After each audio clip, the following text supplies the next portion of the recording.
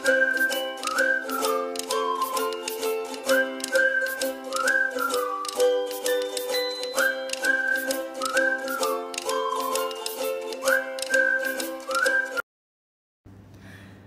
Everyone, আশা করি সবাই ভালো আছেন। আমি রন্ধনশিল্পী মেহেরুন আক্তার মেরি আপনাদের জন্য নিয়ে এসেছি Italian pizza recipe.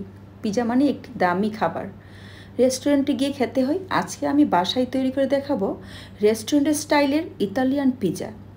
পিজার perfect do তৈরি করা, চিকেন স্টাফিং তৈরি করা থেকে এ টু জেড টিপস দেখতে পাবেন এই ভিডিওটি থেকে। তাহলে শুরু করা যাক। পারফেক্ট একটি পিজা তৈরি করার জন্য একটি পারফেক্ট ডো তৈরি করে নিতে হবে। আমি ময়দাটা নিয়েছি 300 গ্রাম, সাথে সুগার দিয়েছি 40 গ্রাম, গুঁড়া দুধ দিয়েছি 40 গ্রাম, সল্ট সামান্য 2 গ্রাম, 8 গ্রাম আমি ইস্ট দিয়েছি সল্টের অপর দিকে। সল্ট আর ইস্ট একসাথে দেওয়া যাবে না, কারণ সল্ট হচ্ছে পিজার বিটি ইস্টের কার্যকারিতা নষ্ট করে ফেলে। ভালো করে আমি চামচ দিয়ে মিলিয়ে নিয়েছি। 180 গ্রাম আমি নর্মাল পানিটা দিয়েছি, 20 গ্রাম আমি এগ দিয়েছি, একটাকে ভালো করে ফেটিয়ে নিয়েছিলাম। আমি একটি পরিষ্কার জায়গায় ভালো করে মথে নিয়েছি। কিছু সময় আমি ডোটাকে রেখে দিব, তারপর আমি অয়েল অথবা বাটার আপনারা দিতে পারেন। আমি 45 গ্রাম বাটার দিয়েছি, আপনারা চাইলে অয়েলটাও দিতে পারেন। আমি আবারও হাত দিয়ে ভালো করে মথে একটি সুন্দর সফট ডো তৈরি করে নিব পিজার জন্য। তারপর আমি 30 মিনিটের জন্য ডেকে রেখে দিব একটি ডাকনা দিয়ে। এদিকে আমি আজকে যেহেতু আমি চিকেন স্টাফিং দিয়ে আমি পিজাটা তৈরি করছি, আমি চিকেন কিমা নিয়েছি। আর ইতালিয়ান খাবার মানেই অলিভ অয়েল, আমি পিজা মানেই অলিভ অয়েল। আমি 2 টেবিল চামচ অলিভ অয়েল দিয়েছি, সাথে গার্লিক আর অনিয়ন দিয়েছি। গার্লিক অনিয়নটা কিছু সময় নাড়াচাড়া করে আমি সল্ট আর পেপার দিব। সল্ট দিয়েছি পরিমাণ মতো, গোলমরিচের গুঁড়াটা দিচ্ছি 1 চা চামচ। আবার কিছু সময় নাড়াচাড়া করে আমি চিকেন কিমা নিয়েছি 250 গ্রাম। চিকেন কিমাটাকে আমি এখন দিয়ে দিচ্ছি। এরকম কিছু সময় নাড়াচাড়া করে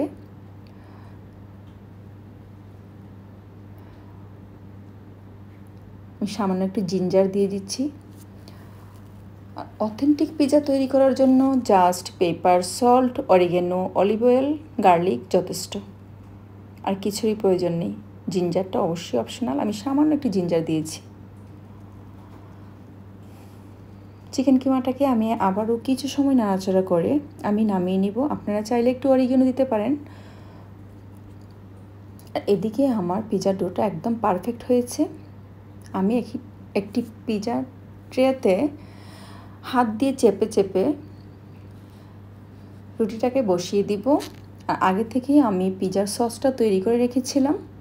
আমি পরবর্তীতে আপনাদেরকে পিজার সস তৈরি করে দেখাবো।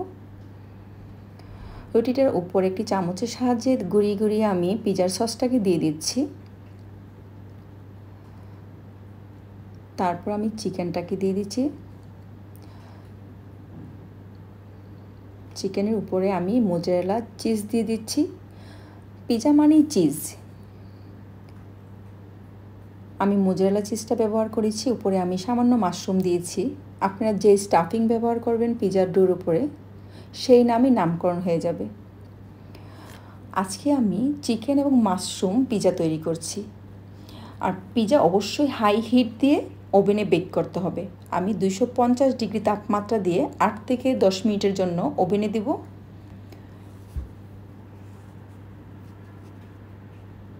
উপরে আমি সামান্য অরিগেনো দিয়েছি।